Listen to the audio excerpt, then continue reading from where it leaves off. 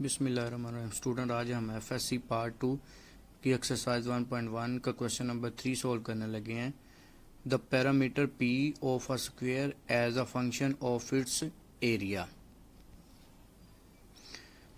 इसका मतलब है कि ये पैरामीटर पी जो होता है इसका स्क्वायर का, ये फंक्शन होता है इसके एरिया के। पैरामीटर पी को हम पी से डिनोट कर लेते हैं। जिस तरह अब हम शक्ल इसकी ड्रा कर लेते हैं।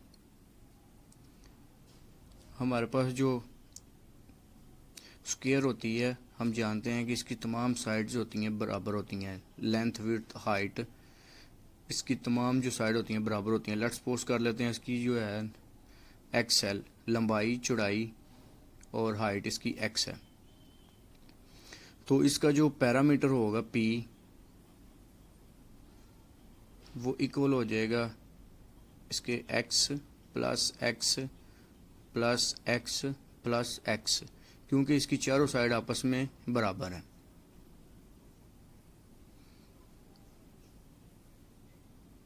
तो ये हो जाएगा 4x, हमारे पास इसका आंसर आ जाएगा। p इक्वल हो जाएगा 4x।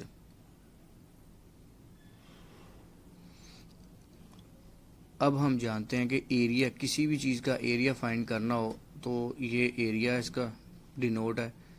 तो एरिया जो होता है वो लेंथ मल्टीप्लाई बाय विड्थ होता है।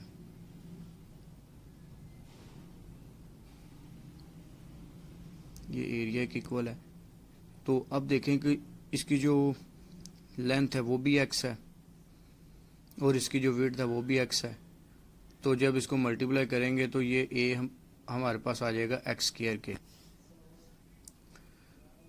तो अब हम इसको इक्वेशन नंबर 1 का नाम दे देते हैं। p वाली जो इक्वेशन थी इसको हम 1 का नाम दे देते हैं।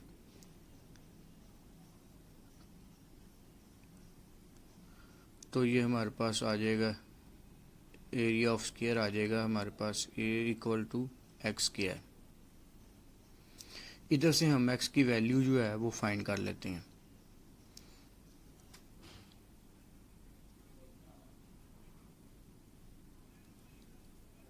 इसका हम अंडर रूट ले लेते हैं। तो इधर से हमारे पास स्क्वायर जो है वो अंडर रूट से कैंसिल हो जाएगा और इधर x की वैल्यू जो है हमारे पास अंडर रूट a आ जाएगी। तो ये जो वैल्यू है हम इक्वेशन नंबर 1 में पुट कर देते हैं। जब हम इसको इक्वेशन नंबर 1 में पुट करेंगे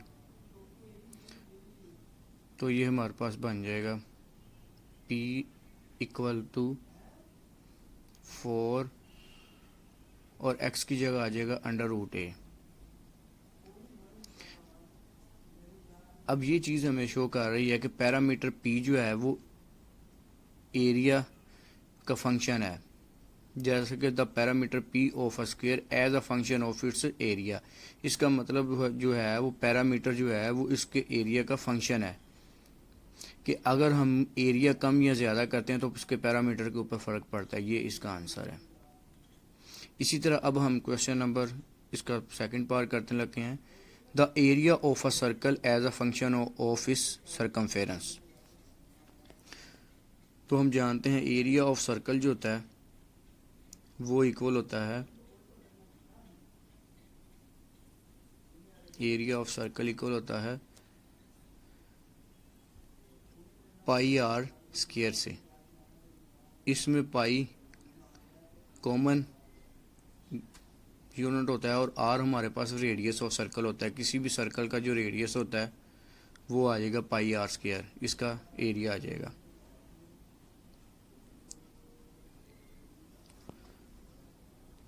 और इसी तरह अब हमने इसका सरकमफेरेंस जो है, हमें पता है सरकमफेरेंस इसका इक्वल होता है। सरकमफेरेंस को हम सी के साथ डिनोट करेंगे। ये होता है हमारे पास 2 पाई आर के इक्वल।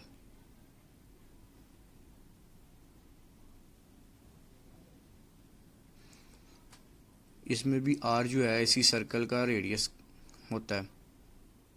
इधर से हम आर की वैल्यू जो है वो निकाल लेंगे। ये जो लाइन शो हो रही है ये इसको सरकमफेरेंस बोलते हैं। हम किसी भी सर्कल का सरकमफेरेंस ये होता है। अब इधर से हम आर की वैल्यू फाइंड कर लेते हैं। इसको क्वेश्चन नंबर 1 का नाम दे देते हैं। एरिया वाली जो क्वेश्चन है इसको हम क्वेश्चन नंबर 1 का नाम दे देते हैं। और इधर से हम आर की वैल्यू फाइंड कर लेंगे तो ये हो जाएगा C/2πr।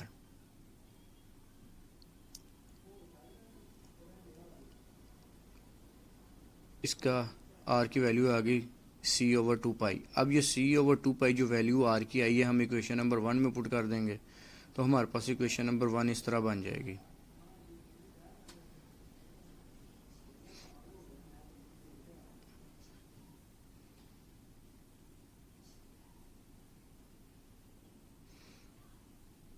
अब ये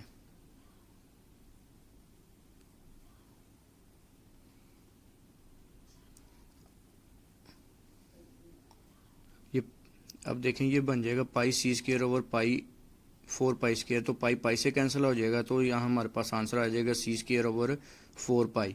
तो ये शो कर रहा है area of circle is a function of it's circumference. अगर हम सरकमफेरेंस कम करें या ज़्यादा करेंगे तो उसको एरिया के ऊपर फ़र्क पड़ता है इसका। तो ये इसका मतलब हुआ कि circumference is a function of area of circle. तो स्टूडेंट क्वेश्चन नंबर 5 है इसका, the volume V of a cube as a function of its area of its base. तो वो अब हम इधर एक क्यूब ड्रा कर लेते हैं।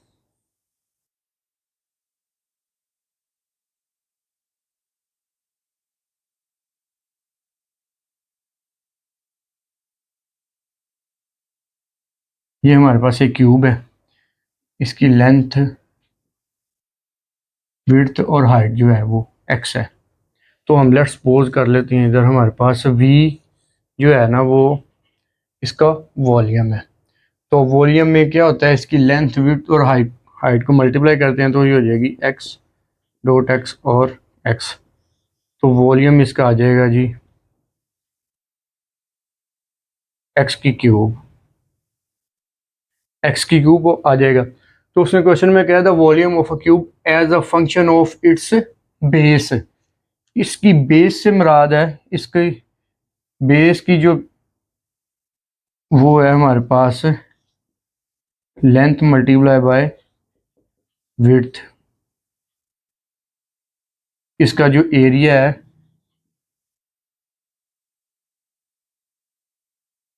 इसकी बेस का जो एरिया है तो ये हो जाएगा हमारे पास x और ये x, एरिया ए हो जाएगा। तो ये आ जाएगा हमारे पास x का स्क्वायर। इसको इक्वेशन नंबर हम 1 का नाम देते हैं। इधर से हम x की वैल्यू फाइंड कर लेते हैं। x की वैल्यू फाइंड करेंगे तो ये हो जाएगा अंडर रूट। तो इसको इक्वेशन नंबर 1 में हम पुट कर देते हैं। जब 1 में पुट करेंगे तो ये हमारे पास बन जाएगा x की जगह पे आ जाएगा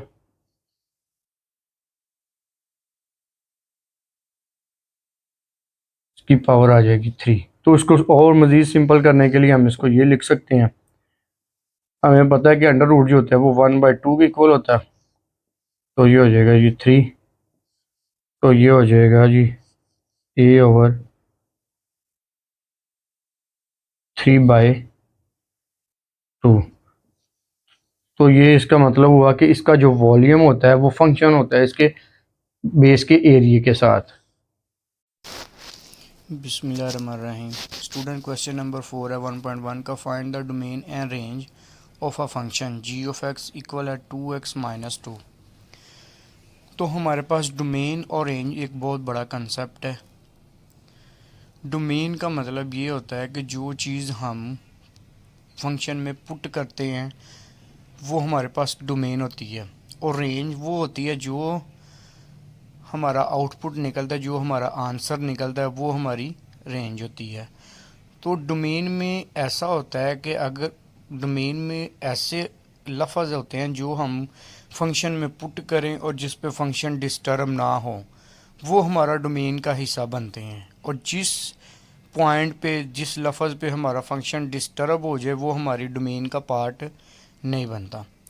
तो सबसे पहले तो ये फंक्शन है g of x equal to 2x-2।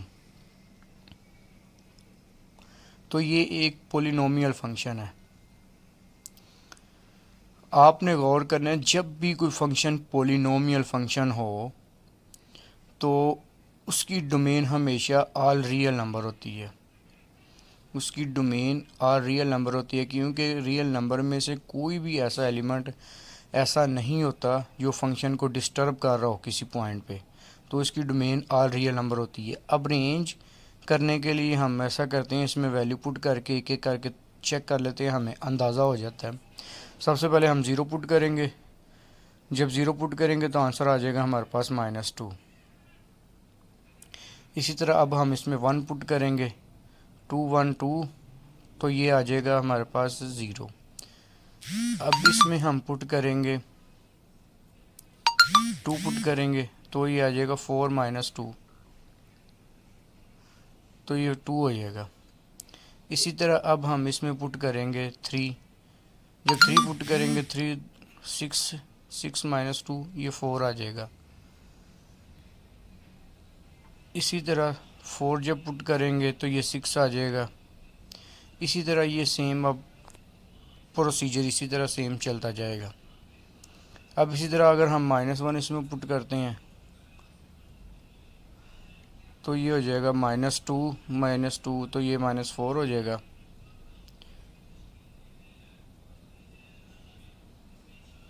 अब इसमें हम -2 पुट करते हैं,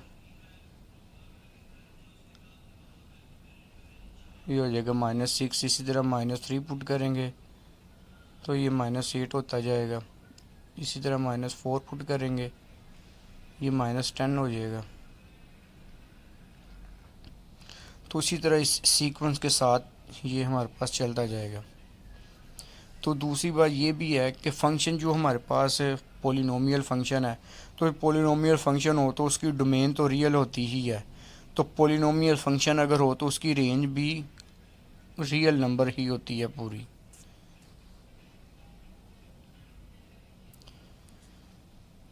तो इसकी डोमेन भी रियल होगी और रेंज भी रियल होगी। अब हम क्वेश्चन नंबर इसका दूसरा पार्ट करते हैं। तो सबसे पहले तो हम इसका ग्राफ बना लेते हैं, इसका ग्राफ ड्रा कर लेते हैं। ये एक्स एक्सिस और वाई एक्सिस पे ग्राफ बना लेते हैं। जो डोमेन का पार्ट होता है वो हमारे पास आएगा एक्स एक्सिस पे, और जो रेंज का पार्ट आता है, जो हमें आंसर हमारे निकलते हैं, वो हमारे पास आएगा वाई एक्सिस पे।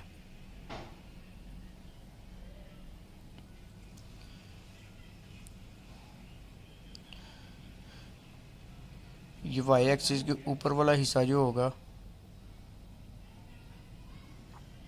पॉजिटिव होगा और नीचे वाला हिस्सा जो होगा वो नेगेटिव होगा। -1 -2 -3 -4 और -5। तो सबसे पहला पॉइंट देखते हैं, जब हम ज़ीरो पुट करते हैं, जब हम ज़ीरो पुट करेंगे तो आंसर आएगा हमारे पास -2। जब ये ज़ीरो पुट करेंगे तो हमारे पास आंसर आएगा इसका -2। तो -2 ये देखें वाई एक्सिस पे ये पॉइंट है।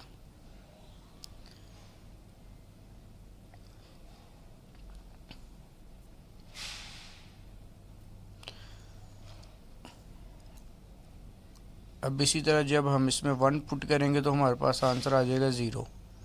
तो ये पॉइंट हो जाएगा।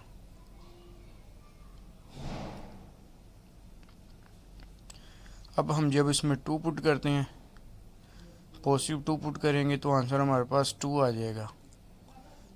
2 पुट करने पे हमारे पास आंसर ये 2 आ जाएगा। तो यहाँ पे हम पॉइंट लिख लेते हैं। इसी तरह जब हम 3 पुट करेंगे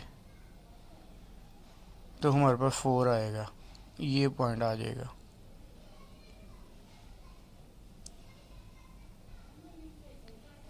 इसी तरह जब हम 4 पुट करेंगे तो ये हमारे पास आंसर 6 आ जाएगा। अब हम माइनस की तरफ जाते हैं, तो जब हम माइनस की वैल्यू पुट करेंगे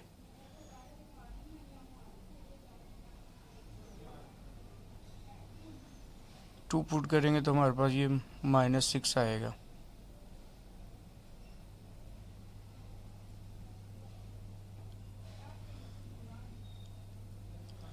तो ये हमारे पास ये एक ग्राफ ड्रा हो जाएगा। दूसरी बात ये भी है कि जब भी कोई फंक्शन लीनियर फंक्शन होता है, लीनियर फंक्शन